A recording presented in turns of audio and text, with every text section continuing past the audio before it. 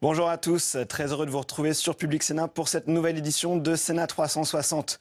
Place cet après-midi à la 4e journée de l'examen au Sénat d'un des projets de loi phares de ce début de quinquennat. En effet, depuis lundi, vous le savez, la Chambre haute examine le projet de loi permettant au gouvernement de réformer le Code du travail et le dialogue social par ordonnance. Parmi les moments forts, depuis lundi, on note la fusion des instances représentatives du personnel, les nouveaux équilibres entre accords de branche et accords d'entreprise, ou encore la barémisation des indemnités prud'homales. Ce matin, les sénateurs ont discuté du périmètre retenu pour une entreprise lorsqu'il s'agit d'un licenciement économique. La majorité de droite et du centre a modifié le texte afin que ce ne soit que la situation en France des entreprises et non à l'international qui soit prise en compte. Une version plus libérale économiquement. Ensuite, les sénateurs ont débattu d'une autre mesure permettant aux branches de déréguler les CDD. Cet après-midi, nous vous proposons de suivre le débat sur les contrats de chantier. Un type de contrat à durée indéterminée mais lié à un projet et majoritairement utilisé dans le BTP pour l'heure. Il s'agit dans ces ordonnances de favoriser et d'ouvrir ces contrats de chantier à de nombreuses branches. Ce matin, plusieurs sénateurs ont dénoncé cette mesure, fustigeant un alignement vers le bas des CDI. Tout de suite, direction l'hémicycle, où vous allez le voir, la séance a commencé par un incident entre la présidente du groupe communiste et la ministre Muriel Pénicaud, mise en cause par un article de l'Humanité publié ce matin, direction l'hémicycle. La séance est reprise. Nous reprenons la discussion du projet de loi adopté par l'Assemblée nationale après engagement de la procédure accélérée d'habilitation à prendre par ordonnance les mesures pour le renforcement du dialogue social. Dans la discussion des articles, nous sommes parvenus à l'amendement numéro 127 au sein de l'article 3. Mais auparavant, je vais donner la parole à Madame la Présidente Assassi pour un rappel au règlement. Vous avez la parole, Madame la Présidente. Merci, Monsieur le Président, Madame la Ministre, mes chers collègues.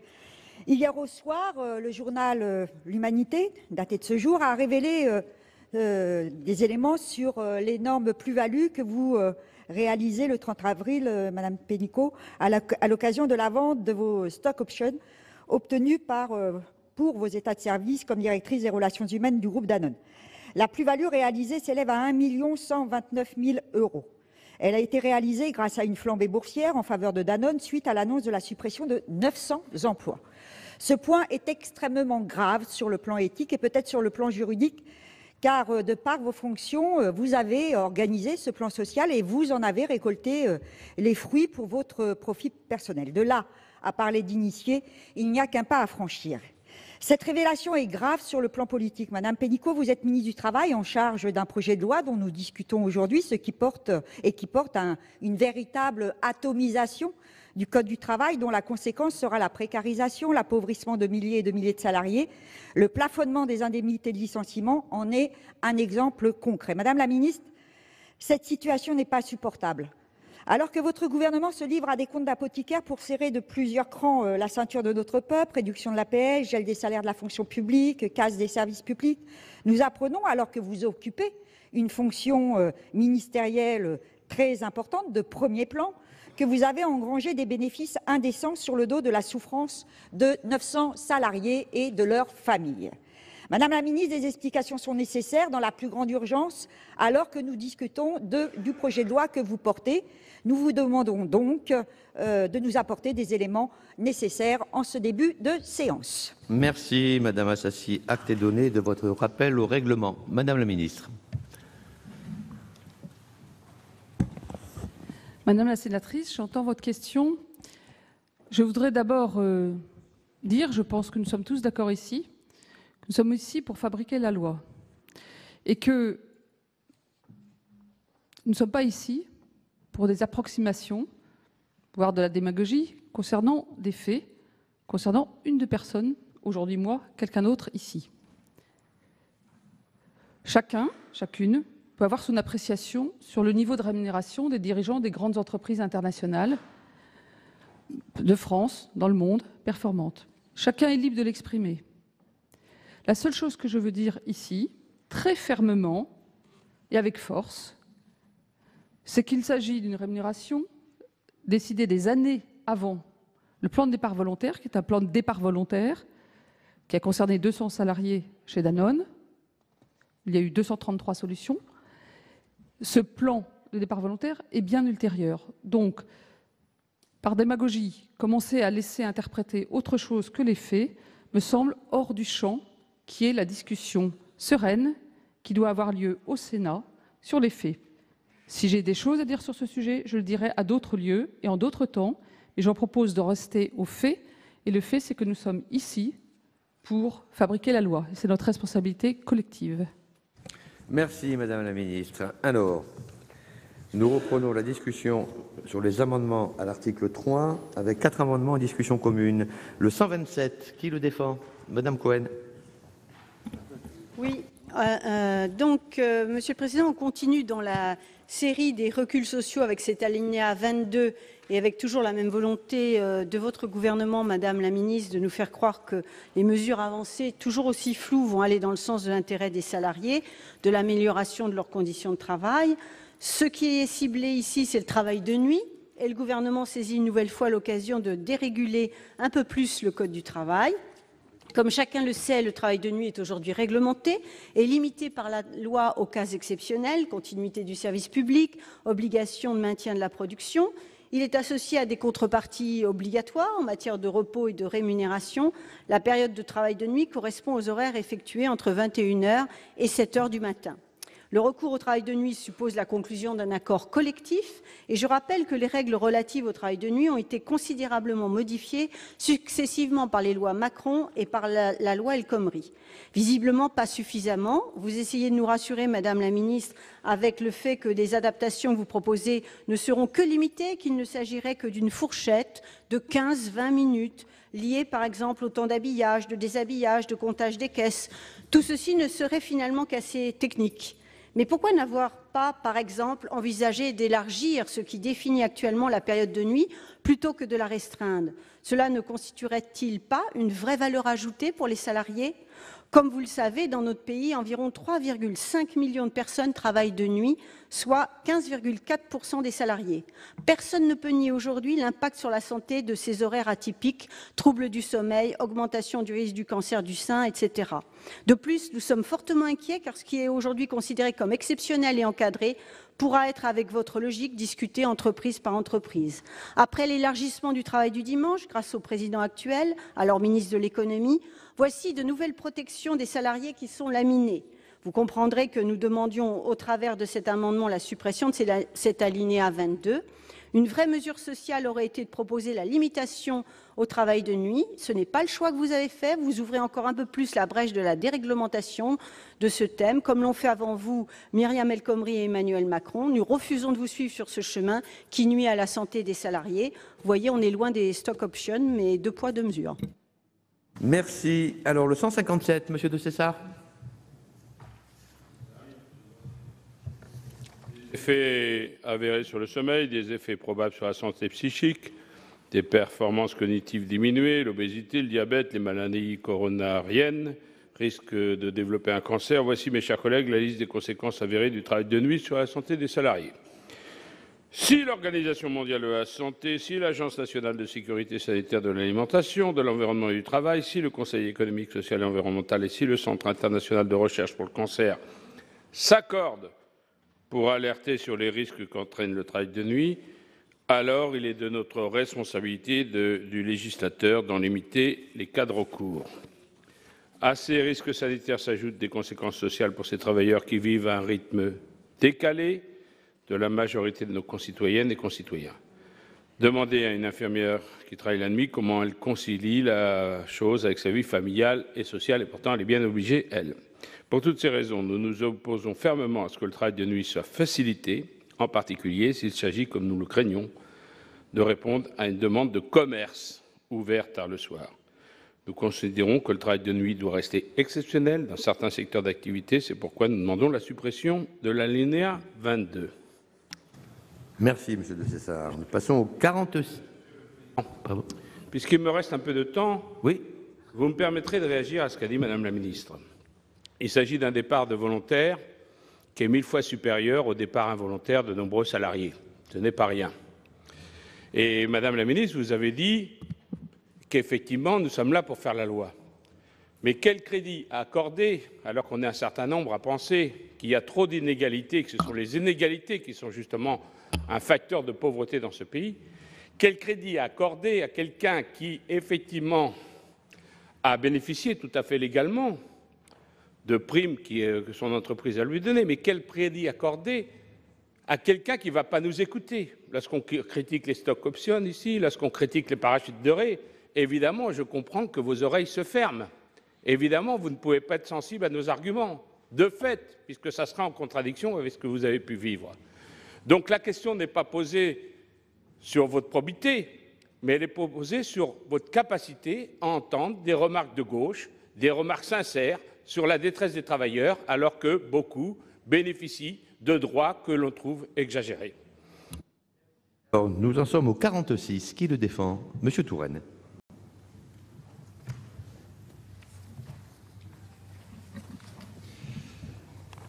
Monsieur le Président, le travail de nuit est gravement nuisible pour la santé, chacun le sait. Il est démontré depuis longtemps que la durée de vie des personnes qui ont travaillé de nuit est réduite, ainsi que la durée de vie en bonne santé.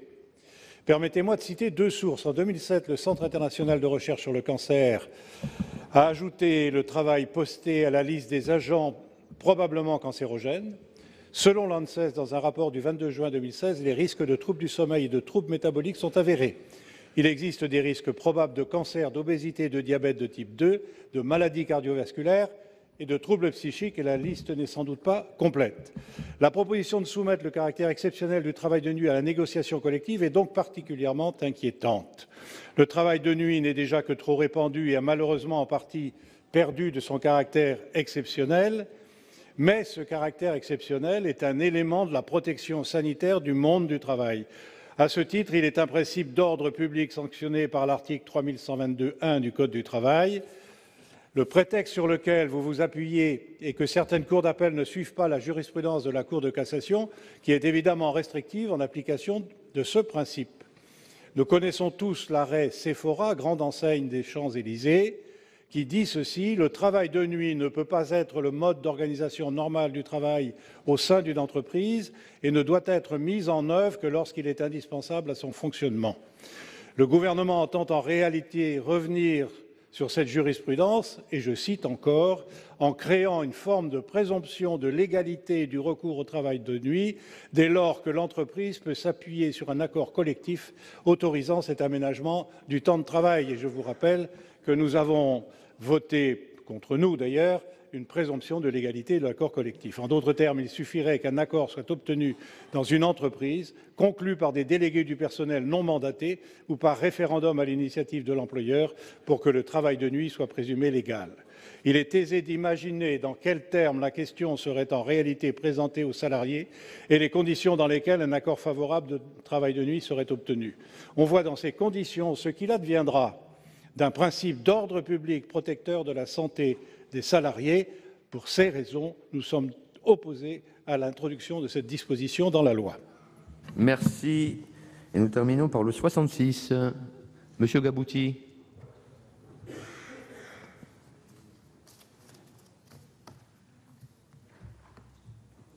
Oui, Monsieur le Président, Madame la Ministre, simplement c'est une approche rédactionnelle, mais pas uniquement rédactionnelle. Le travail de nuit peut avoir un caractère exceptionnel et il doit effectivement être encadré en fonction des professions et en priorité effectivement dans les accords de branche.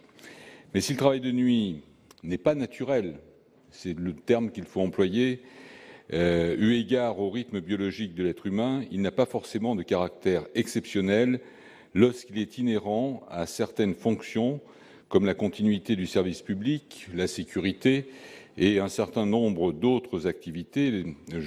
Dites à un travailleur de nuit qui exerce les fonctions de veilleur de nuit que cela a un caractère exceptionnel est un non-sens. Pour lui, l'exceptionnel, c'est le travail de jour. Donc je pense qu'il faut aborder le caractère exceptionnel ou non du travail de nuit. Merci. Monsieur le rapporteur, quel est l'avis de la Commission sur ces 4 amendements ? Oui, merci, Monsieur le Président. Nous ne pouvons évidemment que partager totalement les préoccupations des auteurs des amendements 127, 157, 46 rectifiés et 66. Le travail de nuit, bien évidemment, ne doit pas être banalisé compte tenu des risques avérés pour la santé des travailleurs.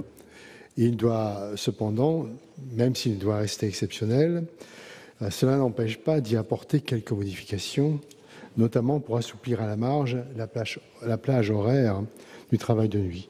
Nous pourrons ensuite modifier, si nécessaire, l'ordonnance lors de l'examen du projet de loi de ratification. Donc la Commission des affaires sociales, aux deux amendements 127 et 157, a donné un avis défavorable. Pour ce qui est du 46 rectifié, l'article 3122-1 du Code du travail, tel que modifié par l'article 8 de la loi travail précitée, pose comme principe d'ordre public que le travail de nuit est exceptionnel. Son recours doit prendre en compte les impératifs de protection de la santé et de la sécurité du travailleur. Il doit être justifié par la nécessité d'assurer la continuité de l'activité économique ou des services d'utilité sociale, ces deux notions n'étant pas définies par la loi. Mais, en même temps, l'article L3122-15 renvoie à un accord d'entreprise ou d'établissement ou, à défaut, à une convention ou un accord collectif de branche, le soin de justifier le recours au travail de nuit. Le cadre juridique n'est donc pas satisfaisant, ce qui explique sans doute le manque de cohérence de la jurisprudence qui a dû combler les lacunes de la loi. Il est par conséquent nécessaire de sécuriser juridiquement le travail de nuit sans perdre de vue la nécessité de protéger la santé des travailleurs. La Commission a donc émis un avis défavorable à cet amendement. Le 66 rectifié, qui lui vise à assouplir le recours au travail de nuit. L'article L3122-1 du Code du travail, tel que modifié par l'article 8 de la loi travail, pose comme principe d'ordre public que le travail de nuit est exceptionnel. Son recours doit prendre en compte les impératifs de protection de santé et de sécurité des travailleurs. Il doit être justifié par la nécessité d'assurer la continuité de l'activité économique des services d'utilité sociale, ces notions n'étant pas définies par la loi. Je répète ce que je viens de dire pour l'amendement précédent. Il convient donc, mon cher collègue, de distinguer l'activité d'une entreprise qui peut être normalement et habituellement effectuée la nuit du travail des salariés de nuit qui doit rester exceptionnel dans son principe. La loi n'interdit pas le travail de nuit, mais elle l'encadre pour éviter sa banalisation. Cet équilibre a semblé à la Commission des affaires sociales justifié. Je rappelle que les travailleurs de nuit bénéficient d'un suivi individuel régulier de leur état de santé. Donc la Commission, vous le savez, puisque vous y participez, demande un retrait de l'amendement, sinon elle serait obligée d'émettre un avis défavorable. Merci. Madame la ministre. Oui, Monsieur le Président. Tout d'abord, le texte ne propose en rien de remettre en cause le caractère exceptionnel du travail de nuit. Je pense qu'il y a consensus sur les bancs du Sénat. Ce caractère exceptionnel du travail de nuit est confirmé et je pense que nous sommes tous aussi très conscients de ses effets sur la santé. C'est d'ailleurs pour cela que le travail de nuit fait partie des 10 facteurs de pénibilité et qui ont été récemment confirmés par le gouvernement. Ceci étant, le gouvernement souhaite sécuriser les entreprises qui recourent au travail de nuit tout en veillant à protéger la santé et la sécurité des salariés dans un cas de figure précis. Tout d'abord, la plage horaire de travail de nuit couvre la période comprise entre 21h et 6h. Or, sans changer les règles du travail de nuit, les entreprises ne souhaitent pas recourir au travail de nuit sous cette forme-là, ne peuvent pas faire travailler de manière effective les salariés jusqu'à 21h ou avant 6h. De quoi s'agit-il concrètement ? Il y a des entreprises qui calent leurs horaires de travail sur les horaires de fermeture à la clientèle, soit 21h. Or, concrètement, le salarié est souvent amené à rester dans son entreprise quelques instants après 21h pour ranger ou fermer les locaux. Le départ effectif des salariés intervient donc après 21h, sans pour autant que l'employeur ni d'ailleurs les salariés ne perçoivent cette situation comme relevant intégralement du régime du travail de nuit. Le gouvernement entend prendre cet effet de bord sans pour autant, en rien, remettre en cause l'encadrement juridique de l'ensemble du travail de nuit qui répond, comme je l'ai dit, aux exigences tant en matière de santé que de protection de la vie personnelle du salarié. De plus, le gouvernement souhaite sécuriser le recours au travail de nuit en présumant justifier le recours au travail de nuit, notamment au regard de son caractère exceptionnel, en le faisant reposer sur l'accord des partenaires sociaux. Pourquoi? C'est la position prise par la Cour d'appel de Nîmes dans un arrêt récent du 22 septembre 2016, à l'occasion d'un recours contre un accord d'établissement, qui a adopté une interprétation laissant davantage de place à la négociation collective et à la présomption de justification sous réserve de cette négociation collective. Il faut donc faire confiance aux partenaires sociaux qui connaissent mieux que quiconque la nécessité de recourir ou non au travail de nuit qui, de nouveau, conservera son caractère exceptionnel. Aujourd'hui, chiffre d'ARES 2014, 15,4% des salariés du secteur public et privé confondus travaillent la nuit. Alors, le secteur public, c'est important parce qu'il y a tout le domaine hospitalier, notamment, qui est concerné. Il ne s'agit en rien d'augmenter considérablement le nombre de salariés concernés. Il s'agit juste de sécuriser à la marge les entreprises lorsqu'elles recourent au travail de nuit. Pour cette raison, je suis défavorable aux amendements 127, 157 et 46 rectifiés. En ce qui concerne l'amendement 66 rectifié, qui propose d'étendre le champ de l'habitation afin que le renforcement du champ de la négociation collective concerne non seulement le caractère exceptionnel du travail de nuit, mais aussi son caractère exceptionnel, eh bien, j'ai le problème précédent, c'est que nous souhaitons conserver le caractère exceptionnel, et donc toute ouverture en dehors de ce champ ne nous paraît pas appropriée. Donc nous proposons un retrait, sinon nous aurons un avis défavorable. Alors, nous allons passer au vote, en commençant par les deux amendements identiques, 127 et 157. Monsieur de Cessard, pour explication de vote. Madame la ministre, j'ai du mal à comprendre ce que vous avez dit. Vous avez dit qu'il faut qu'il y ait des dérogations entre 21h et 21h30 pour que les gens puissent fermer les magasins ou que les personnes puissent ranger le matériel. Enfin, ils peuvent pas, la boîte ne peut pas fermer à 20h45. Enfin, c'est formidable, ça. Non, mais vous êtes en train de changer toutes les règles, de déréguler, excusez-moi, pour simplement quelqu'un qui va ranger les placards à 21h15. Vous nous auriez dit, non, il va y avoir une expansion économique formidable. L'ensemble des Chinois, on les connaît, ils viennent consommer entre 21h et 23h. C'est un gros secteur d'activité, donc il faut ouvrir. Bon, voilà, on aurait pu dire, bon, voilà, c'est le social contre l'économie. Non, mais là, c'est pour ranger les balais. Donc, on dérégule pour ranger les balais. Donc là, c'est quand même formidable comme argument, hein. Il y a eu des lois sociales pendant un siècle, et en 10 minutes, pour ranger les balais et les placards, voilà, on dérégule. Non, ben non, ça ne devient pas sérieux, cette histoire. Il va être temps que ça s'arrête, quoi. Merci, monsieur Cessard. Bon, pas d'autres explications de vote? Je n'en vois pas. Donc, je mets aux voix les deux amendements identiques, 127 et 157, avec un avis défavorable de la Commission et défavorable du Gouvernement. Qui est pour?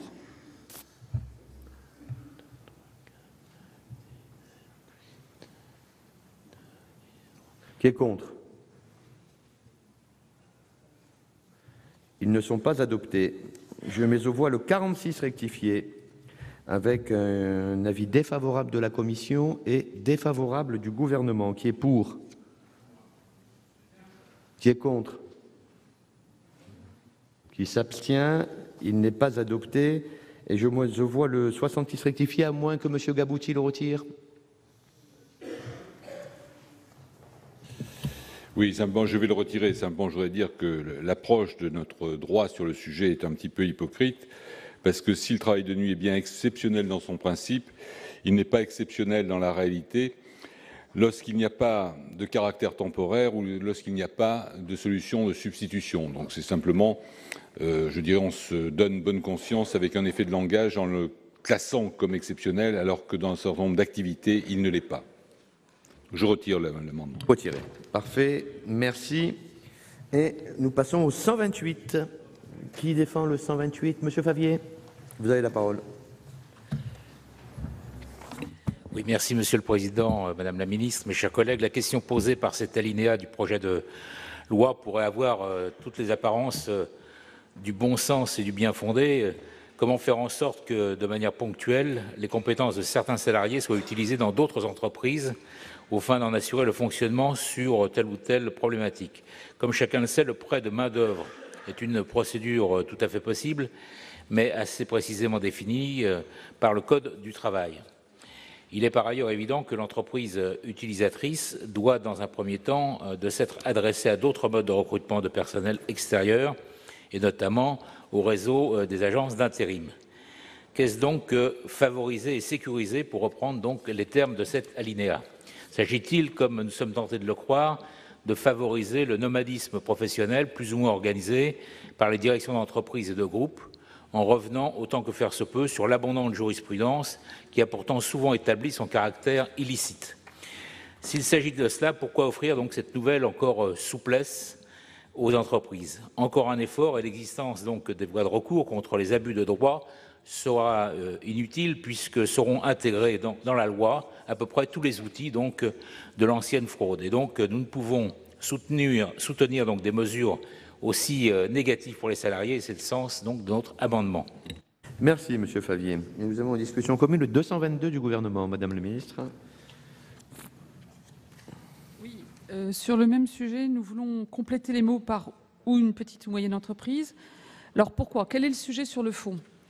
C'est un amendement qui vise à permettre la montée en compétences et le conseil d'organisations et d'entreprises plus importantes dans les PME, TPE. Depuis des années, beaucoup d'observateurs en France disent que les grandes entreprises n'aident pas assez les TPE, PME à monter en gamme. Au contraire, d'ailleurs, d'autres pays où il y a plus de solidarité entre les grands groupes et les petits groupes et les petites entreprises. Un certain nombre d'entreprises, L'Oréal, Carrefour et d'autres, ont décidé de s'engager sur cette voie et proposent à des salariés, en général des cadres ou des techniciens, avec une compétence forte qui n'est pas forcément disponible dans la TPE, sur la base d'un volontariat, pendant un certain temps, de venir aider et conseiller l'entreprise. C'est très demandé chez les salariés concernés, car c'est une manière de vivre une expérience entrepreneuriale enrichissante dans leur parcours, et ils sont prioritaires au retour. Et c'est très demandé par les TPE, parce que ce sont des compétences qu'ils n'auraient pas les moyens d'obtenir, et d'autre part, dont on n'a pas forcément besoin longtemps. Par exemple, mise en place d'un nouveau système marketing ou d'une nouvelle technologie, ils vont avoir besoin de cette compétence pendant quelques temps, de haut niveau, et ils n'en ont pas les moyens financiers et n'ont pas accès à cette ressource. Sauf qu'aujourd'hui, la définition du prêt de main-d'œuvre à but non lucratif n'existe pas réellement, puisque finalement, si la grande entreprise prête un salarié de son entreprise volontaire auprès de la petite entreprise, en fait, celle-ci doit compenser intégralement à l'entreprise prêteuse les salaires, charges et frais professionnels. Donc, c'est impossible pour la TPE concernée. Cela correspond notamment pour une entreprise, à une start-up, à accueillir temporairement un cadre expérimenté, un conseiller juridique ou comptable, pour être sûr de pouvoir assurer son développement. Alors, aujourd'hui, nous avions prévu donc la jeune entreprise innovante. Nous avons eu des remarques à juste titre des TPE et PME en disant que ce n'est pas parce qu'on est jeune simplement qu'on a besoin d'un coup de main, c'est aussi un certain nombre de TPE et de PME qui ont besoin de ces compétences. Je pense notamment sur le plan financier, RH, juridique, comptable, marketing et stratégie commerciale. Besoin provisoire d'une compétence de très haut niveau.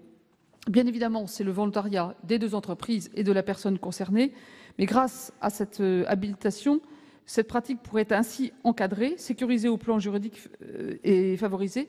Et je pense que ça peut être un élément qui contribue au développement de nos TPE et nos PME, tout en permettant une expérience professionnelle complémentaire intéressante par le salarié, qui bien évidemment garde tout ce salaire, tous ses avantages et toutes ses conditions de travail dans l'entreprise prêteuse. Donc nous vous proposons d'élargir aux TPE et PME, suite d'ailleurs à la demande du secteur et des partenaires sociaux.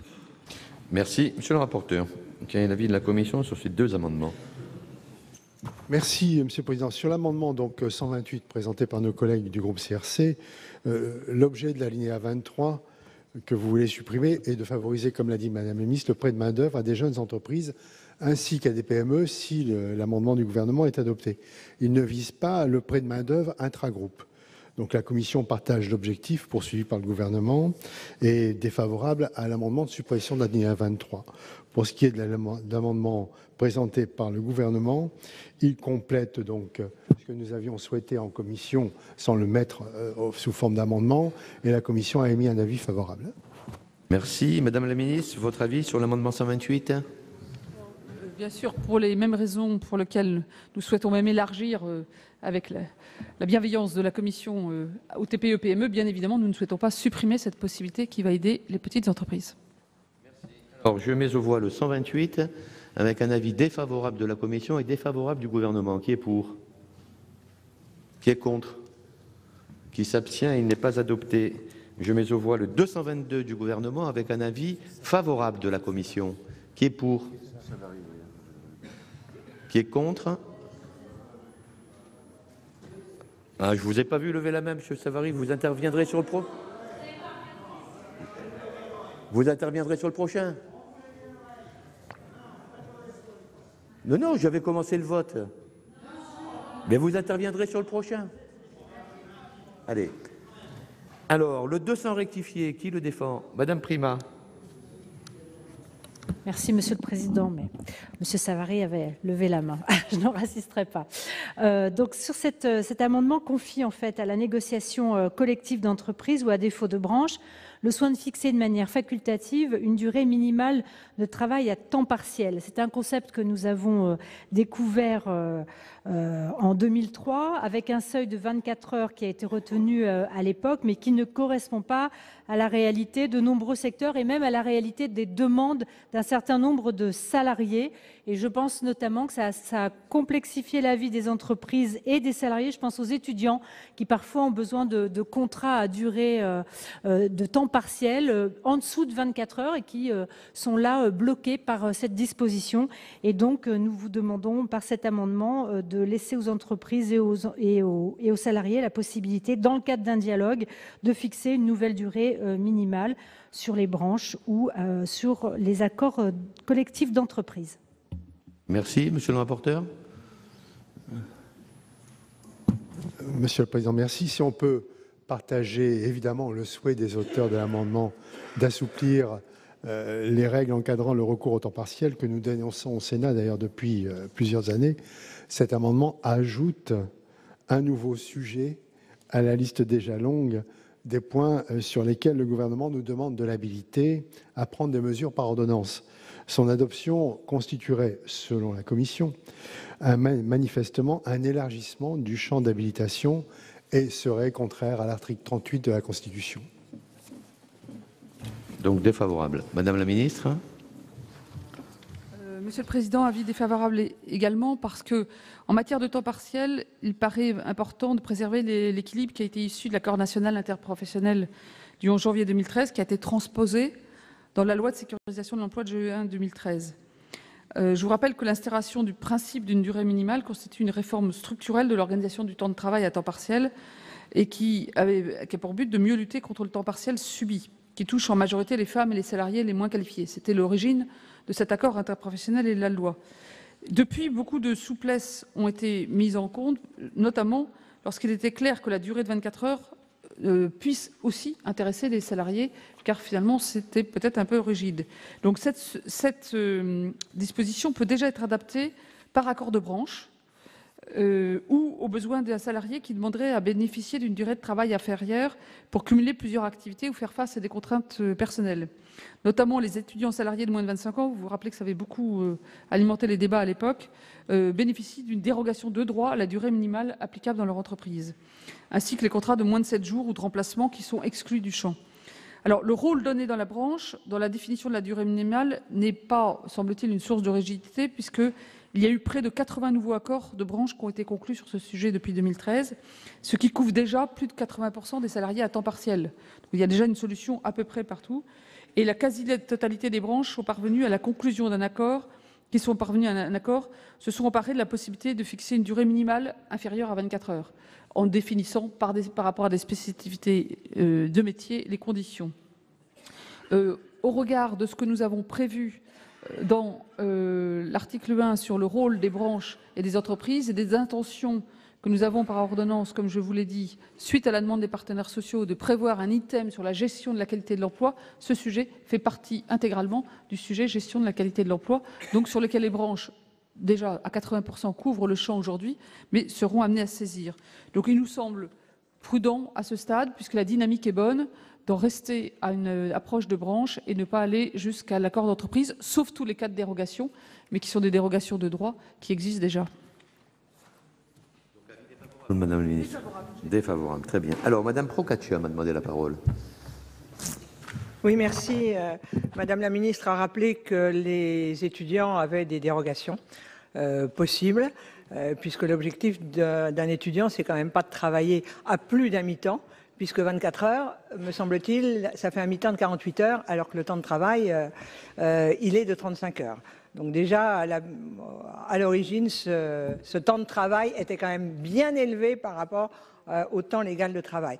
Je me permets de prendre la parole simplement parce que j'avais posé une question au précédent ministre s'agissant des étudiants, puisque dans certaines entreprises, et je peux parler par exemple du Sénat, on fixe un temps de travail minimal de 17h30 pour les étudiants. Or, 17h30 pour les étudiants, c'est un temps important et ça me paraît être contraire aux dispositions qui avaient été portées de dérogation possible pour les étudiants. Donc, je me permettrai de reposer la question à la nouvelle ministre pour avoir une réponse légale. Pour explication de vote.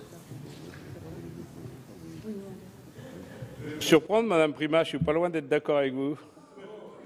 Et oui, je trouvais...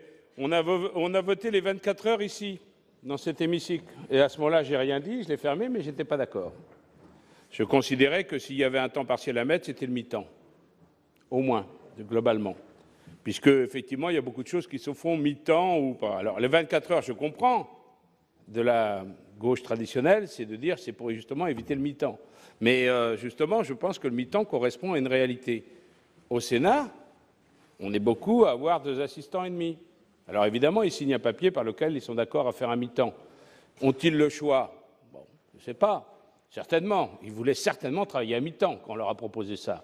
Mais de toute façon, on ne leur proposait pas un plein temps, donc ils n'ont pas pu choisir entre le mi-temps et le plein temps.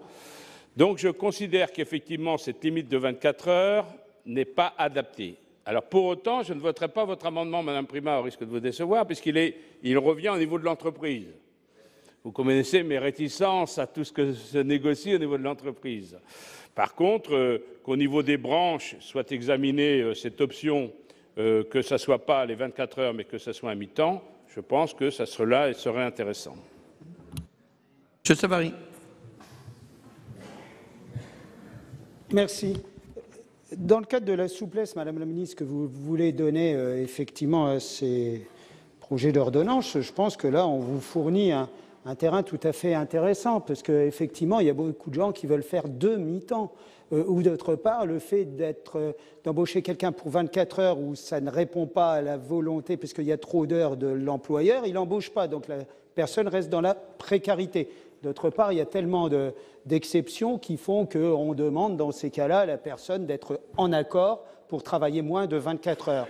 Donc on voit bien qu'on a un taquet qui finalement soit maintient les gens dans la précarité, soit va à l'encontre du développement de l'emploi. Donc c'est l'occasion à jamais, si vous voulez créer des emplois à travers cette loi, de lever ces taquets. C'est pour ça que ça paraissait important de revenir sur une mesure qui amène une contrainte supplémentaire et plus limitative qu'ambitieuse.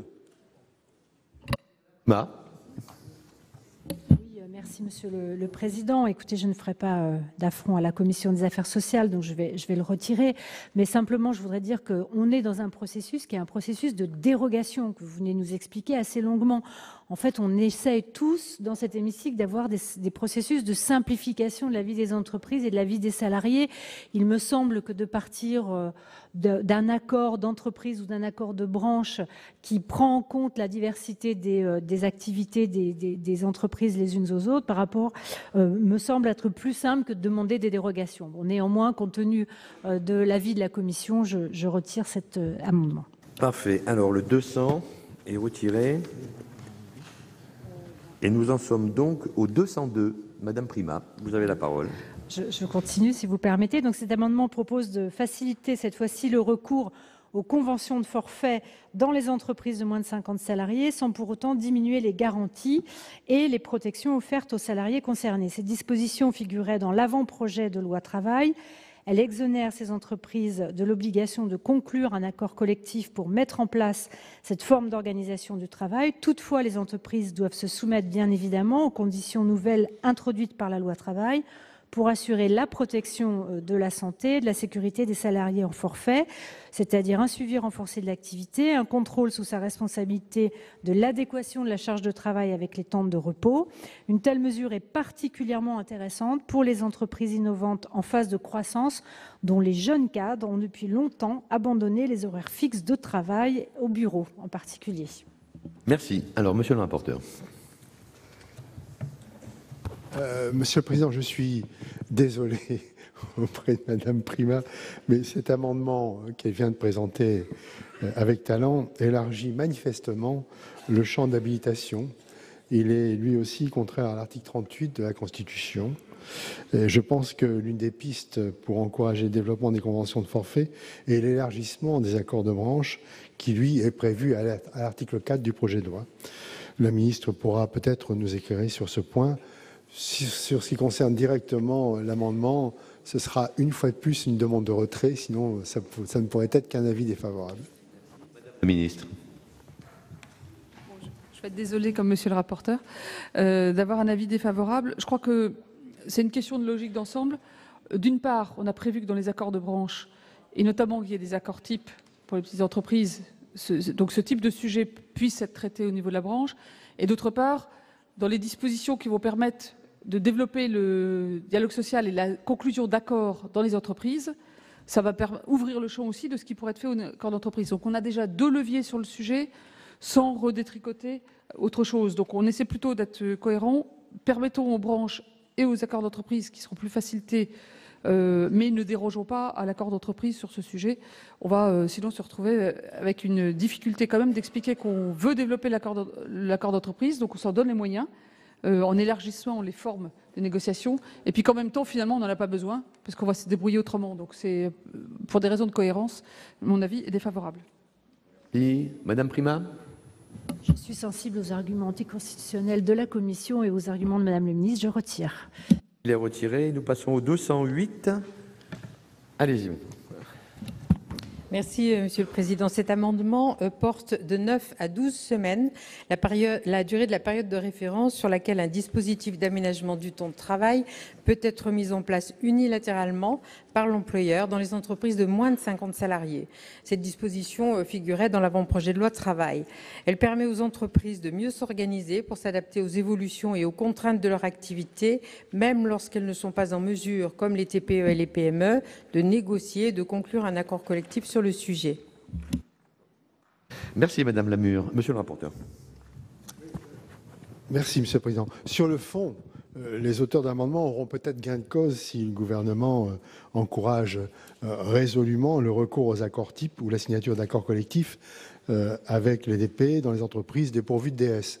Cela dit, sur la forme, et je suis désolé aussi auprès de Madame Lamure, mais cet amendement élargit là aussi le champ d'habilitation et donc, selon la Commission, donc contraire à l'article 38 de la Constitution. Ce sera aussi une demande de retrait ou un avis défavorable. Merci. Madame la Ministre. Monsieur le Président, je vais être également désolée, pas de chance cet après-midi. Un avis défavorable pour 2 raisons. La première, c'est que la loi du 8 août 2016 a déjà passé de 4 à 9 cette période. Et je rappelle que par accord, ça peut être annuel, voire pluriannuel. Donc encore une fois, encouragement à la négociation. Ça fait du grain à moudre dans les accords de branche, ça fait du grain à moudre dans les accords d'entreprise. Donc je pense que c'est préférable de parier sur cet élargissement du champ de la négociation que d'en enlever des objets en les traitant à la marge. Donc pour cette raison, avis défavorable. Merci. Madame Lamure.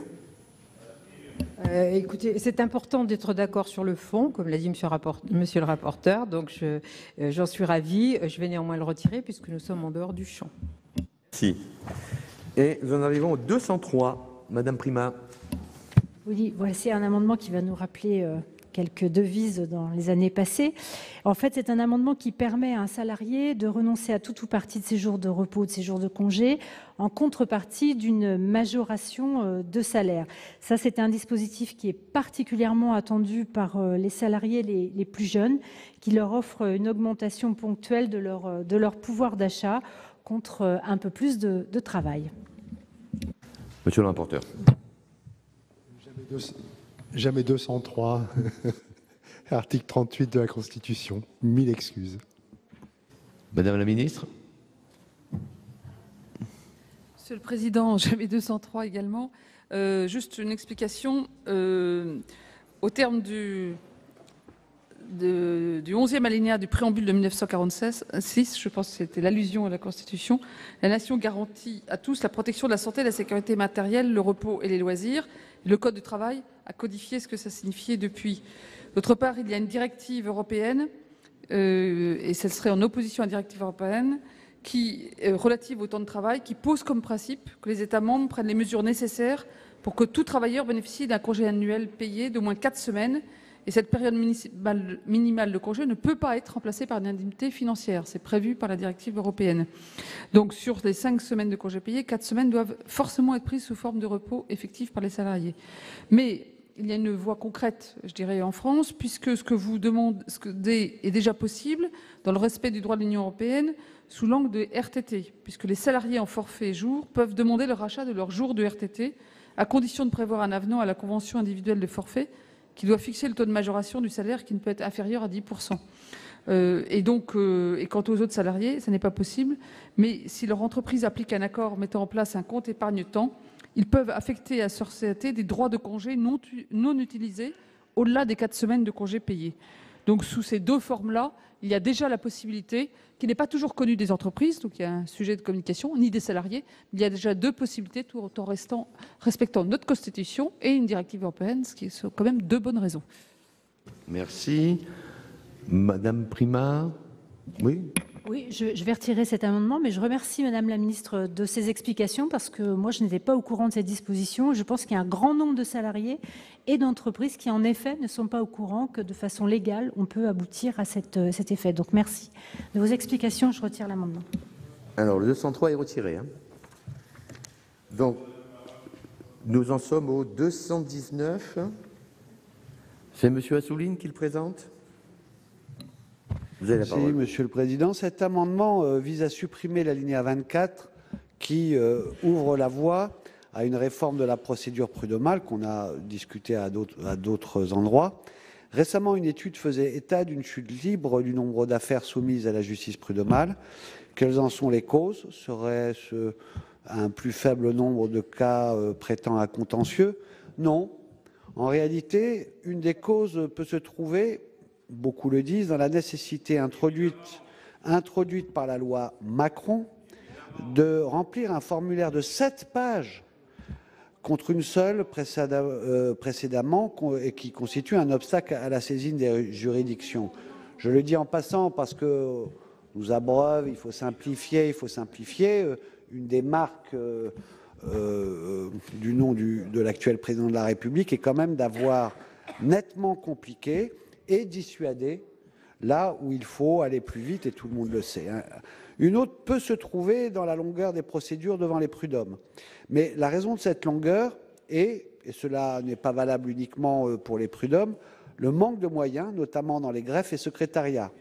De surcroît, les réformes qui se sont succédées depuis la loi Dati ont regroupé les tribunaux en supprimant les juridictions de proximité. Elles ont ainsi augmenté les embouteillages dans le traitement des affaires. Pour raccourcir les délais d'instruction, il n'est pas nécessaire de limiter l'accès aux juges, il faut simplement renforcer leurs moyens. Vous obtiendrez alors une justice efficace et de proximité. Pierre Joxe s'est exprimé récemment en évoquant les autres pays européens qui font bien plus pour leur juridiction sociale que nous le faisons. La Belgique, la Suisse, l'Allemagne, et ils obtiennent des bien meilleurs résultats. Donc l'engorgement des tribunaux n'est pas un phénomène récent, la juridiction administrative l'a connu dans les années 80, et la réponse dans les années 80 fut de développer les tribunaux administratifs, de développer les formations de jugement restreinte, avec succès d'ailleurs. En 2015, nous avions déjà réformé la procédure prud'homale. Il faudrait au moins attendre d'établir le bilan de cette réforme, ça on n'arrête pas de vous le dire depuis le début de ce débat, laquelle a enrichi le rôle du bureau de conciliation et créé une formation de jugement restreinte afin d'améliorer la qualité des jugements rendus et de diminuer les délais de jugement avant de légiférer à nouveau. Alors, le 179 n'est pas défendu. Et nous avons le 178, Monsieur Lefebvre. Oui, Monsieur le Président, Madame la Ministre, mes chers collègues, cet amendement a pour but de rappeler qu'il ne suffit pas de modifier le régime fiscal et social des sommes versées dans le cadre des indemnités abusives. Il convient également de simplifier le régime applicable, devenu beaucoup trop compliqué. En effet, si l'on veut encourager la conciliation, il faut créer des règles fiscales et sociales simples et attrayantes, ce qui n'est pas le cas. Les règles aujourd'hui qui se sont superposées relèvent parfois de l'usine à gaz, sans parfois de cohérence entre les règles fiscales et sociales. Merci. Merci, Monsieur Lefebvre. Monsieur le rapporteur, donc nous avons deux amendements qui restent en discussion. Le 219 rectifié bis, le gouvernement, mon cher collègue, souhaite favoriser le recours à la consultation afin de réduire le volume de contentieux traité par le Conseil de prud'homme. La Commission des affaires sociales partage cet objectif. Il est en effet préférable de résoudre les conflits qui peuvent survenir entre un employeur et son salarié par la voie de la conciliation, plutôt que d'en arriver à la voie juridictionnelle. Donc c'est un avis défavorable. Pour ce qui est de l'amendement présenté par notre collègue Lefebvre, il a parfaitement raison. Les règles fiscales pour les indemnités de rupture de contrat sont extrêmement complexes et particulièrement inéquitables. Et elles ont été critiquées récemment d'ailleurs par la Cour des comptes. Mais là encore, je ne vois pas la nécessité pour autant de mentionner le terme de simplifier. L'habilitation demandée par le gouvernement à modifier le régime fiscal applicable vaut habilitation pour le simplifier. C'est donc une demande de retrait ou un avis défavorable de la part de la Commission. Le rapporteur, Madame la Ministre. Bien, sur le 219 rectifié bis, Monsieur le Président, un avis défavorable parce que le texte, la disposition dont vous sollicitez la suppression n'a nullement vocation à habiliter le gouvernement à engager une nouvelle réforme de la procédure prud'homale.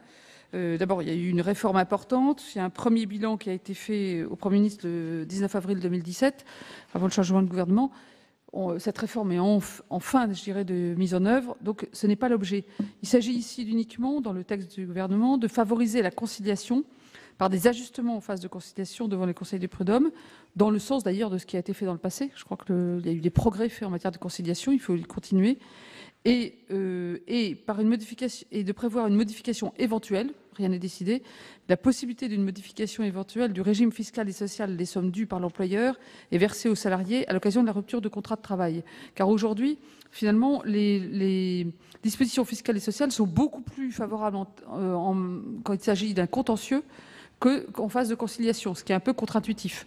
Et donc, c'est cette disposition que nous souhaitons garder. Donc, c'est un avis défavorable, Monsieur le Président, c'est de garder la possibilité de l'ajuster.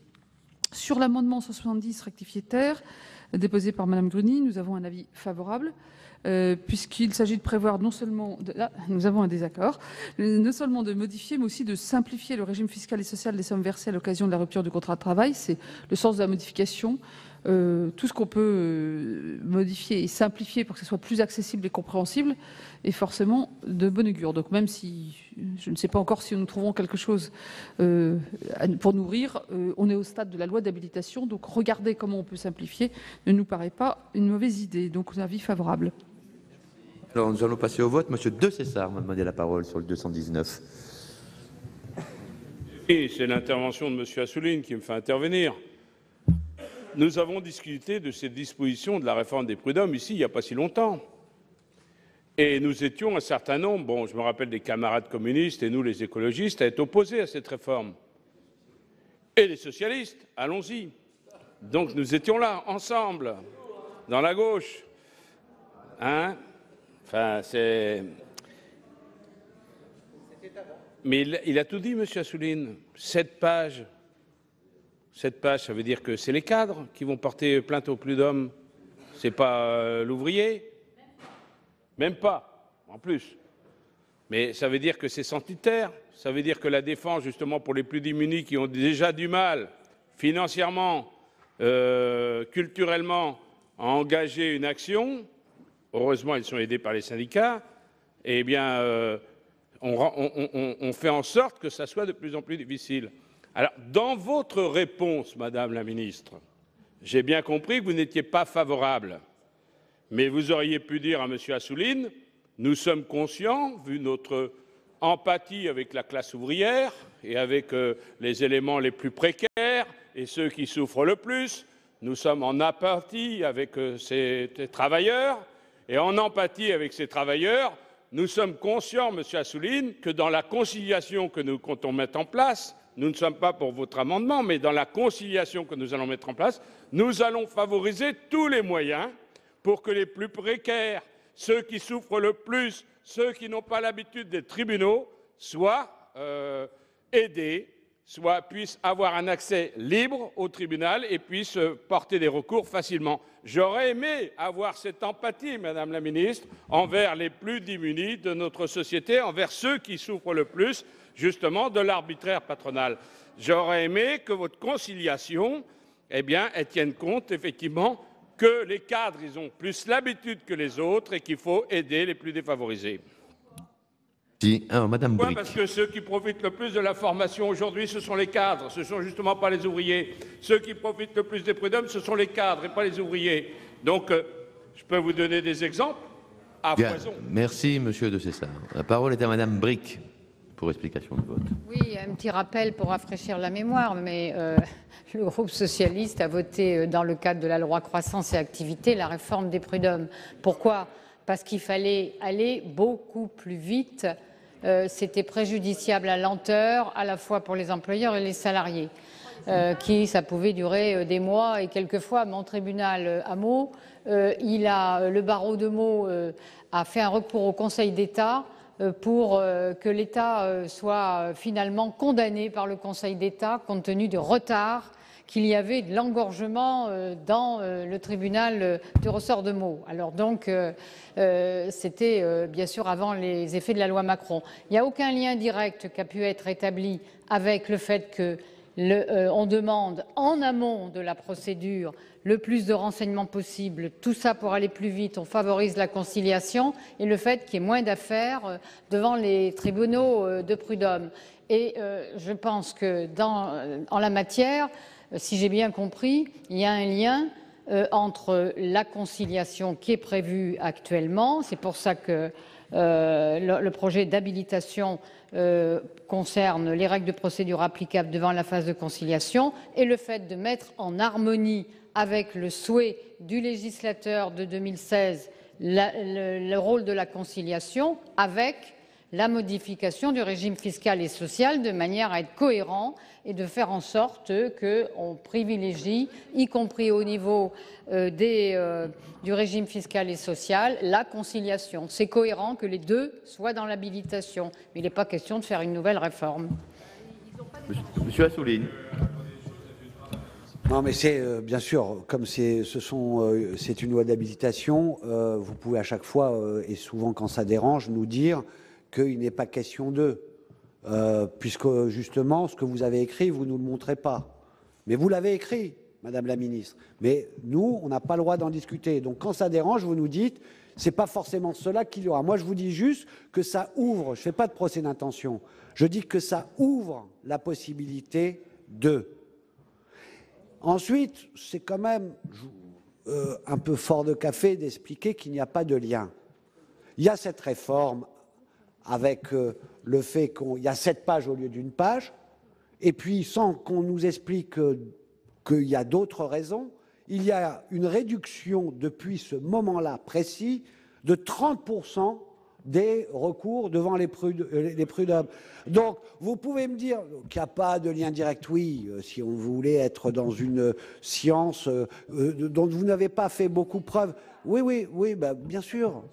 D'ailleurs, vous êtes probablement toujours et en tout lieu et en tout débat la seule qui sait de quoi elle parle.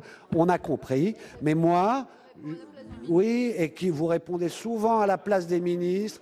Vous êtes ministre en même temps que parlementaire, expert, tout. Bon, ben c'est bien, au moins, vous êtes tranquille. Mais moi, je vais continuer en disant une chose. Moi, je veux dire laissez une M. chose. Assouline terminer. Oui, ça serait bien.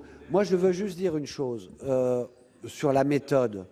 Ça fait, comme beaucoup ici, un certain nombre d'années que je suis dans l'hémicycle et quand je m'intéresse à une loi, on vient avec des amendements qui ont une portée importante, d'autres qui sont des précisions, qui améliorent les dispositifs, même si on n'est pas d'accord avec la loi. Ça m'est arrivé même dans la Constitution, la réforme constitutionnelle de M. Sarkozy, de me dire, même quand je rejette cet investissement de dizaines d'heures dans l'hémicycle, eh bien, on a obtenu ça dans la loi. Vous commencez très mal.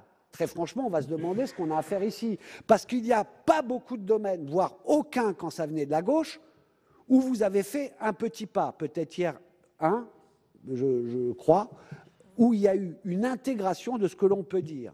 Avis défavorable, que ce soit des petits amendements, des grands, retirés.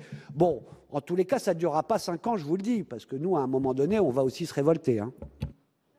Alors, Monsieur Touraine. Elle est terrorisée, la ministre. Juste une observation très rapide à la suite du débat sur ce texte. La première observation, c'est que, en arrivant dans cette assemblée, je m'attendais tout de même à autre chose que des échanges d'affirmations péremptoires non démontrées et qui servent apparemment de pseudo-vérité. Je crois qu'on peut faire l'effort, plutôt que de se lancer à la face des choses qui ne sont pas prouvées, d'aller chercher les informations nécessaires pour démontrer ce que l'on avance. La deuxième chose, c'est conciliation. Quand je dis conciliation, ça a une connotation extrêmement favorable. On se dit, voilà la Constitution ou la volonté manifestée de travailler ensemble et essayer de trouver des solutions communes. C'est ce qui devrait ressortir de l'article. Et j'avais tendance à penser que c'était la véritable volonté. Et puis je regarde l'écart considérable entre les grandes déclarations de la loi d'habilitation, entre les intentions affirmées qui sont toutes nobles, le dialogue social, la sécurisation des parcours professionnels, un intérêt particulier aux salariés, la compétitivité, tout ça me paraissait de bon augure et je me disais, nous allons avoir un débat tout à fait intéressant et qui va nous faire progresser dans tous les domaines et nous permettre de dire aux salariés, demain, en sortant d'ici, nous avons amélioré vos conditions de travail.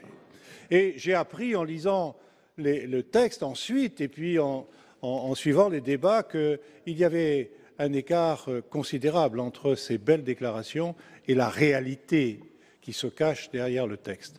Alors quand on parle de conciliation et de volonté pour le tribunal des prud'hommes de favoriser la conciliation, je me dis qu'il y a encore une intention cachée. Et là, d'ailleurs, vous la donnez, cette intention cachée. Vous nous dites qu'il faut moins d'affaires à proposer aux prud'hommes. De là à penser, c'est écrit, de là à penser qu'on va mettre en place tous les moyens nécessaires pour éviter que des plaignants aillent jusqu'au bout, que les pressions soient mises en place, peut-être que j'exagère.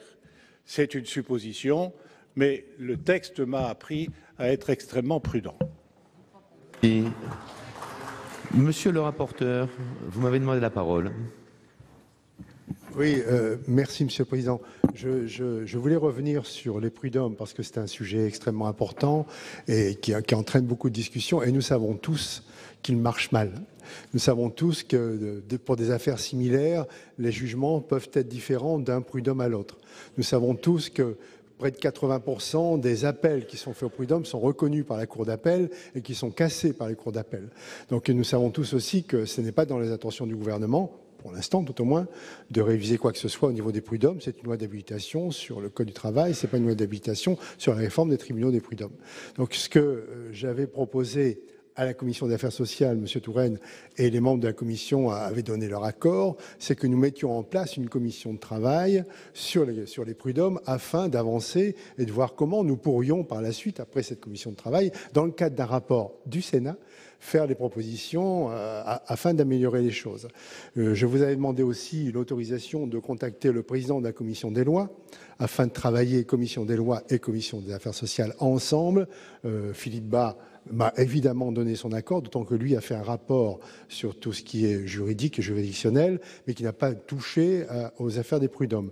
Donc, à la rentrée, nous mettrons en place une commission de travail, commission des lois, commission des affaires sociales, sur les prud'hommes. Nous travaillerons ensemble sur le sujet. Vous savez que j'aime bien que nous travaillions ensemble. Je vous l'ai encore dit hier sur un autre rapport qui avait été fait par 3 rapporteurs, un rapporteur communiste, un rapporteur socialiste, un rapporteur républicain. Je pense que cette fois-ci, nous pouvons faire la même chose et obtenir des résultats extrêmement intéressants que nous pourrons ensuite proposer au gouvernement.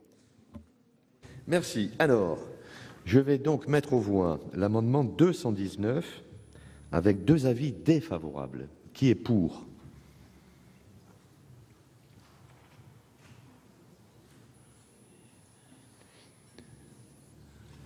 11, 12. Qui est contre?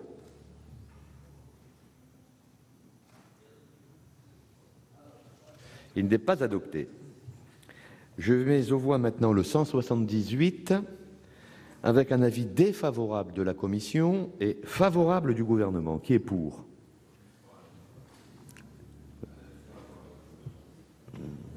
Alors, 1, 2, 3, 4, 5, 6, 7, 8... Qui est contre? Il est adopté. Et nous en sommes au 62. Madame Gillot, c'est vous qui le présentez?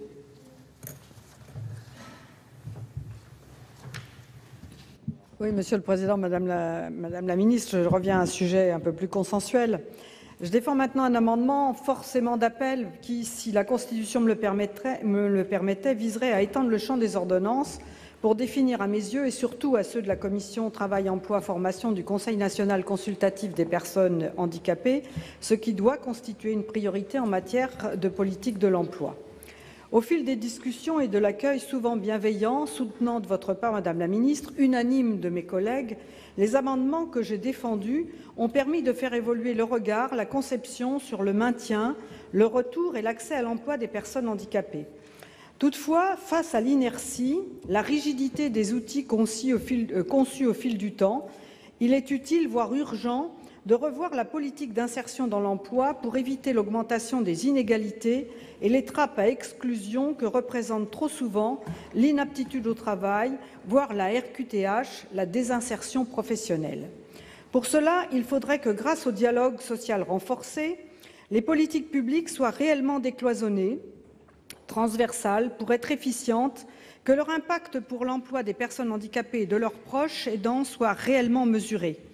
La primauté du droit commun soit un élément fondamental recherché de l'insertion et que toutes les parties prenantes concernées soient sollicitées systématiquement et suffisamment tôt.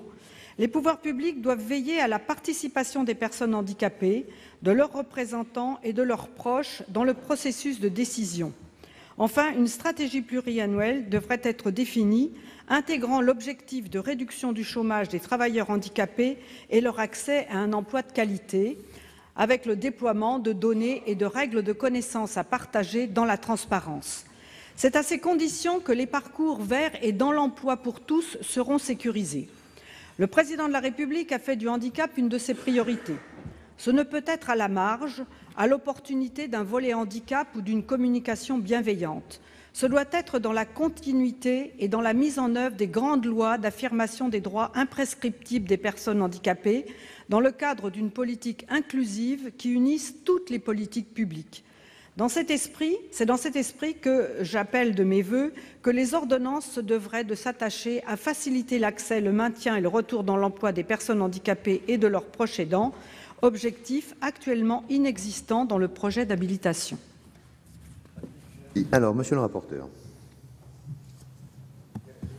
Merci, Monsieur le Président. Comme l'a dit Madame Gillot, sur la forme, cet amendement élargit le champ d'habilitation. Il est donc contraire à l'article 38 de la Constitution. Mais sur le fond, je rappelle simplement que ce matin, nous avons adopté l'amendement 45 de Mme Gruny, qui poursuivait les mêmes objectifs, mais que là, nous pouvions rattacher au texte, puisqu'il était rattaché au télétravail. Donc ici, c'est une demande de retrait, sachant que, évidemment, sur le principe, nous sommes tous favorables à ce que vous avez demandé, mais on ne peut pas le mettre à cause de l'article 38. Mais ce matin, on avait déjà adopté un amendement du même type.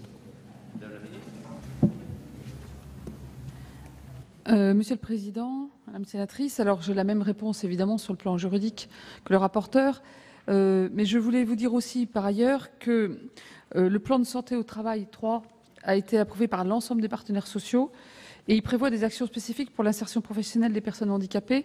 J'ai réuni il y a quelques jours le conseiller d'orientation des conditions de travail. Je leur ai dit que ce plan de santé 3 était une de nos priorités communes avec le COCT et le gouvernement. Et donc, je pense qu'aujourd'hui, c'est surtout sur le terrain que la bataille se joue, parce que c'est une mobilisation d'acteurs, d'ailleurs, vous l'avez évoqué, et donc c'est la mobilisation d'acteurs qu'il faut gagner, et je pense que ça dépend de nous tous. J'en prends ma part au sein du ministère du Travail. Madame Gillot, il est maintenu ? Parce que ce n'est pas la peine de le faire battre. Mais j'entends bien ce que vous dites, Madame la Ministre, et vraiment j'ai beaucoup apprécié votre adhésion et votre écoute depuis le début de la discussion. Simplement, évoquer le plan santé 3 au travail, ça me paraît insuffisant puisque ça rattache encore la politique du handicap à la santé. Or, le Président de la République a bien décidé de sortir la politique du handicap de la tutelle de la santé, sans pour autant que ce ministère se soit désinvesti de la santé des personnes fragiles, des personnes handicapées. Mais le travail des personnes handicapées ne concerne pas que les questions de santé. Il y a des personnes avec handicap qui n'ont pas de problème de santé, elles ont d'autres problèmes qui doivent être réglés dans le colloque du dialogue social par l'ensemble des partenaires. Et vous avez, à la suite, vous avez 2 amendements gouvernementaux. Vous auriez pu reprendre une partie de cette proposition dans un amendement du gouvernement qui vous aurait permis de rentrer dans le cadre constitutif et constitutionnel, et de pouvoir inscrire vraiment dans les ordonnances la préoccupation particulière que vous avez témoigné d'ailleurs de l'insertion des travailleurs avec handicap dans le monde de l'emploi. Alors, nous en sommes maintenant au 220 du gouvernement. Madame la ministre, vous avez la parole. Monsieur le Président, juste pour compléter ma réponse tout à l'heure, vous avez vu aussi que dans le cadre du champ de compétences des branches, nous prévoyons explicitement l'emploi des personnes handicapées. Donc nous sommes bien sur l'idée que le ministère du Travail et les partenaires sociaux ont beaucoup à faire aussi dans ce domaine. Alors, l'amendement 220 sur le suivi médical et conditions de recrutement des médecins de l'Office français de l'immigration et de l'intégration. Donc aujourd'hui, alors là c'est une disposition pratique, opérationnelle, court terme. Nous avons vu beaucoup de sujets de réforme de fond. Là c'est un sujet plus immédiat. La visite médicale réalisée par l'OFII a aujourd'hui pour objet d'offrir aux primo-arrivants une première prise en charge à visée médicale. La prévention de l'introduction sur le territoire national de pathologies infectieuses en provenance des pays tiers et relevant, lui, davantage de contrôle sanitaire aux frontières. Il est donc proposé de remplacer le terme « contrôle médical », qui qualifie de manière inadéquate cette activité de l'OFII, par le terme neutre de « visite médicale », mieux à même d'accompagner l'évolution de cette mission.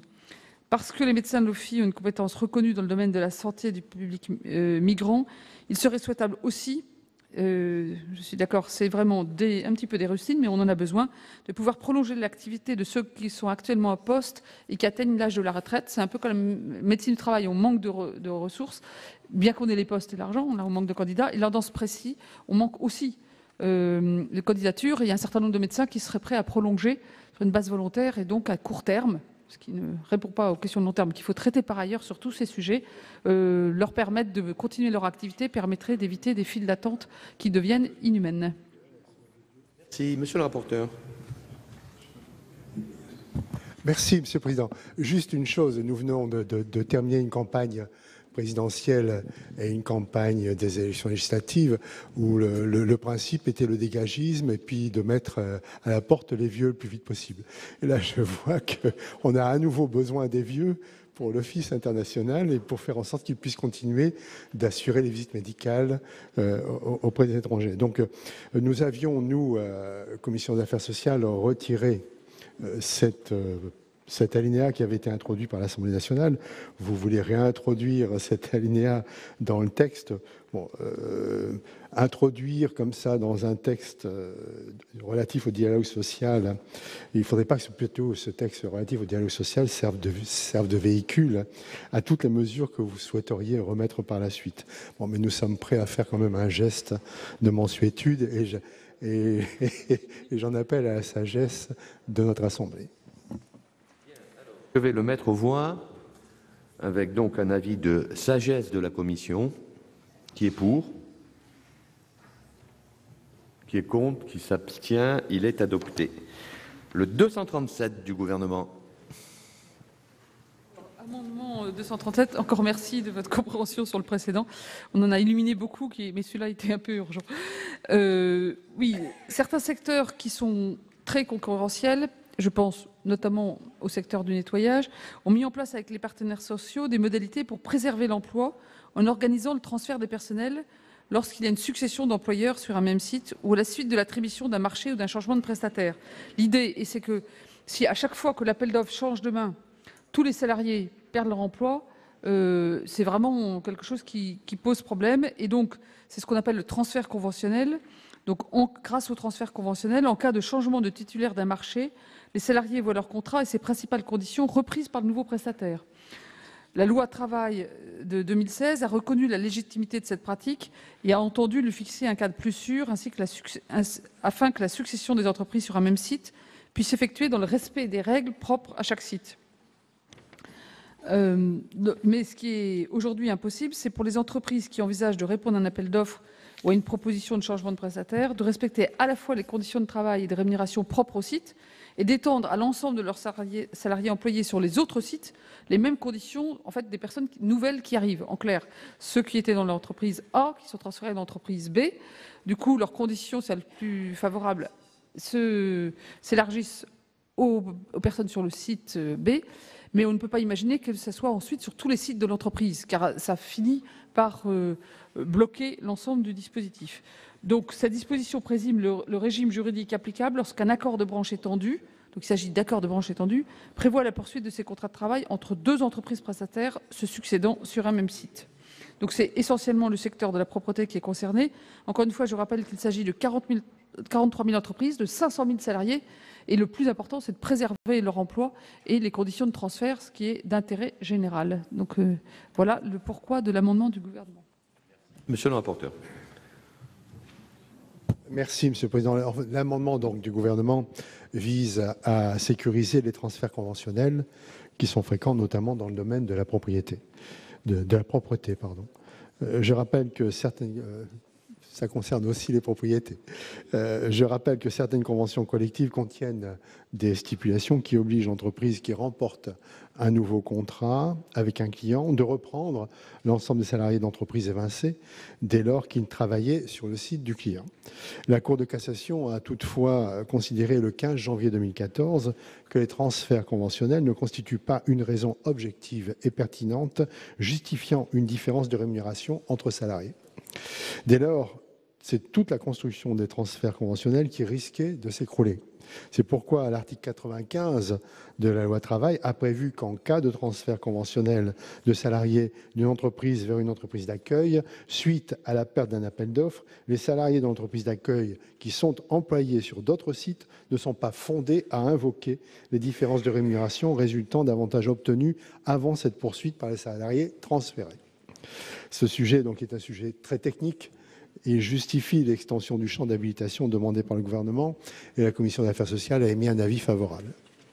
Merci. Alors, Madame Yonnet, pour explication de vote. Oui, Monsieur le Président, merci. J'aimerais poser une question à Madame la Ministre concernant cet amendement. Dans le temps, il existait ce qu'on appelait les fusions-absorptions d'entreprise à entreprise. Pourquoi on n'est pas dans ce cadre-là, étant donné que s'il y a des plateformes qui sont dans tous les territoires de la France, on ne privilégie pas plus cette protection pour les salariés de fusion-absorption.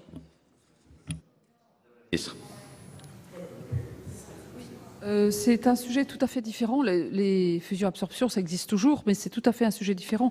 Là, aucune entreprise absorbe l'autre. Fusion-absorption, il faut qu'une entreprise absorbe une autre. Là, il s'agit d'appels d'offres, notamment dans le secteur de la propreté, qui sont remis en cause annuellement ou triannuellement, et où donc l'entreprise A, qui avait les salariés, perd le contrat. C'est l'entreprise B qui le gagne. Donc, soit tous les salariés de l'entreprise A sont licenciés et l'entreprise B en embauche d'autres, soit il y a cette disposition de transfert conventionnel qui leur permet de transférer. Donc en fait, il n'y a pas d'absorption de l'entreprise. C'est pour ça que ça ne c'est pas couvert par ce champ-là. Il s'agit en fait de transférer, de faciliter le transfert systématique des salariés pour préserver l'emploi.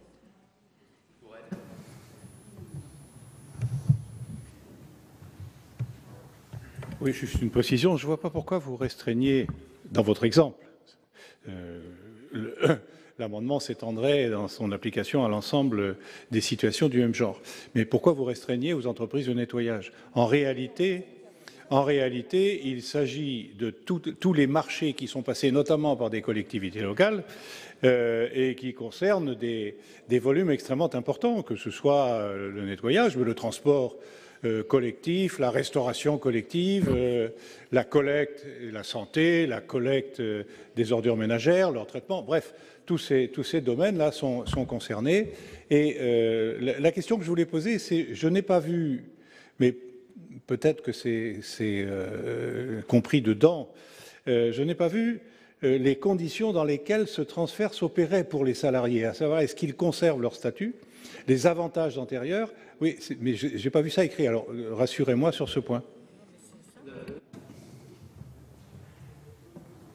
Oui, donc merci de faire préciser ce point qui est important. La propriété est un exemple. Par contre, c'est dans le cas où il y a une convention, une convention de branche, parce qu'il faut quand même qu'il y ait un encadrement sur ce sujet. Donc ça peut concerner, donc c'est uniquement les transferts conventionnels au sens organisé par accord de branche.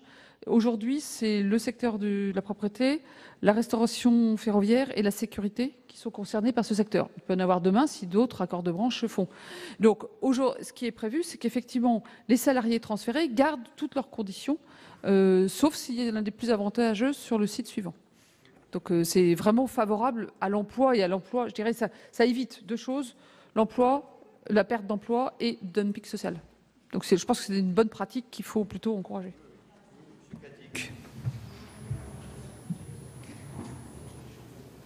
Oui, simplement pour abonder et dire que d'après les informations que nous avons, c'est soutenu par les fédérations professionnelles et que donc c'est un amendement qui est très attendu. Merci. Alors, je le mets donc aux voix avec un avis favorable de la commission. Qui est pour? Qui est contre? Qui s'abstient? Il est adopté. Nous en sommes au 247, présenté par le gouvernement, qui vous a été distribué. Tout d'abord, Monsieur le Président, je dois une excuse sur le délai, puisque en fait c'est un fruit récent des concertations et nous ne l'avons déposé qu'aujourd'hui, et même tardivement. Donc voilà, je vais essayer d'être convaincante dans l'argumentaire, mais je suis consciente que ce n'est pas tout à fait le cas normal.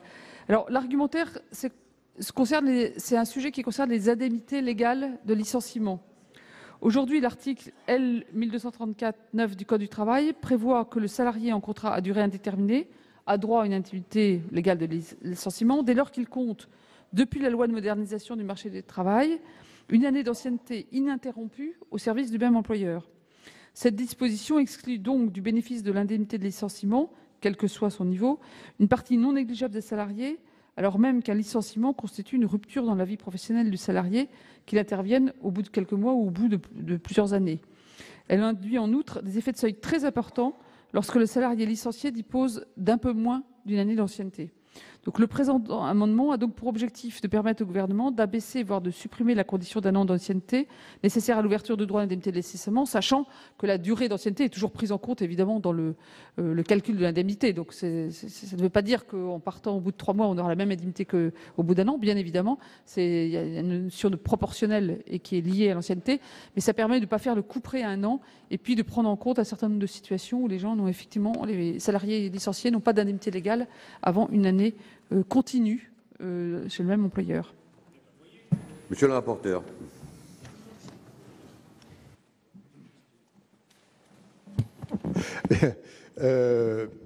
Tout d'abord, Madame la Ministre, mais vous l'avez dit un peu dans votre propos, je regrette quand même les dépôts bien tardifs de cet amendement du gouvernement, quelques minutes d'ailleurs avant son examen en séance. Bon, même si vous avez déjà annoncé à l'Assemblée nationale ce projet il y a 2 semaines, dont acte. Sur le fond, l'amendement permettra au gouvernement de faire bénéficier l'indemnité de licenciement légal à des salariés ayant moins d'1 an d'ancienneté. Cet amendement offre donc potentiellement de nouveaux droits aux salariés. La commission n'a pas pu se réunir, et je m'en excuse auprès de ses membres, pour examiner cet amendement. À titre personnel, je propose donc un avis de sagesse positive, mais je demande en revanche à Madame la Ministre de veiller à ne pas alourdir excessivement les charges pesant sur les entreprises, surtout les petites entreprises, en augmentant de manière inappropriée le montant de l'indemnité légale par voie réglementaire. Je lui demande enfin d'avoir une approche globale quand elle fixera les montants des barèmes obligatoires en cas de licenciement sans cause réelle et sérieuse qui sont cumulables avec les indemnités légales de licenciement, comme on avait voté ce matin dans l'amendement de Mme Gruny. Donc c'est un avis de sagesse positive. Très bien. Alors, je le mets aux voix, donc, avec un avis de sagesse positive du rapporteur. Qui est pour? Qui est contre? Qui s'abstient? Il est adopté. Voici donc pour le projet de loi permettant au gouvernement de réformer le code du travail et le dialogue social par ordonnance. Parmi les moments forts depuis lundi, on note le vote de la fusion des instances représentatives du personnel, les nouveaux équilibres entre accords de branche et accords d'entreprise, ou encore la barémisation des indemnités prud'homales. Aujourd'hui, les sénateurs ont finalement adopté, après de longs débats, l'article 3 sur le périmètre national lors d'un licenciement économique, sur la dérégulation du CDD ou encore l'ouverture à de nombreuses branches, des contrats à durée indéterminée de projets. Dans l'hémicycle, les sénateurs communistes et une partie des socialistes s'opposent toujours à la philosophie du texte, quand la majorité de droite et du centre votent les mesures du projet de loi avec le nouveau groupe En Marche. Les sénateurs ont encore 5 articles à examiner et une vingtaine d'amendements. Il me reste à vous donner rendez-vous mardi après-midi sur Public Sénat pour suivre la dernière séance des questions d'actualité au gouvernement de la session. Très bonne suite des programmes sur les chaînes parlementaires.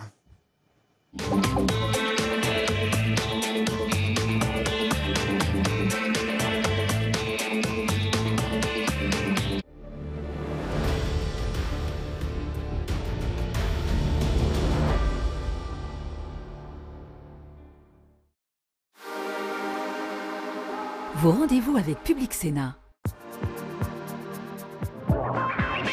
Madame le sénateur, bonjour. Bonjour. Je suis une partisane du cumul des mandats. Je pense que c'est essentiel pour continuer à garder les pieds sur terre.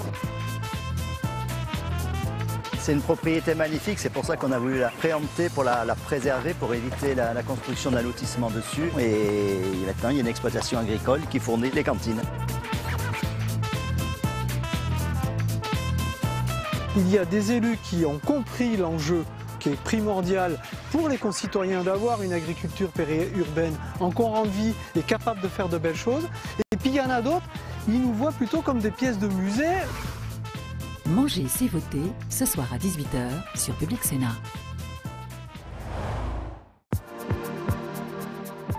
Pendant près de 20 ans, de 1963 à 1981, plus de 2000 mineurs réunionnais ont été transférés en métropole.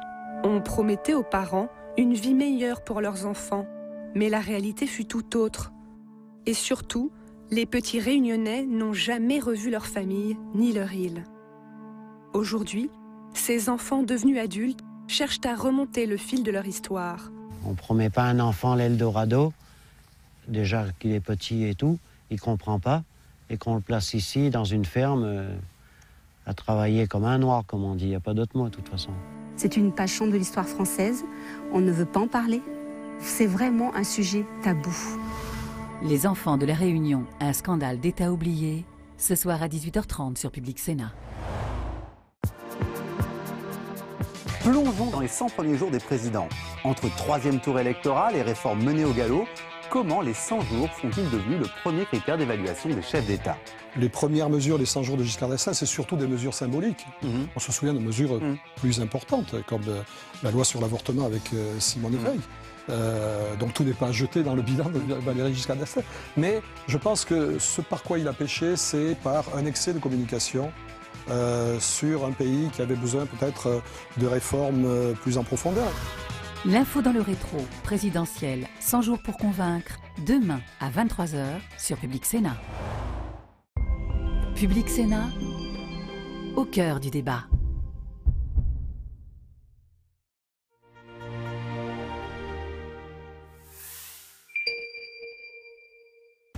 Séance publique, votre débat parlementaire, c'est dans un instant.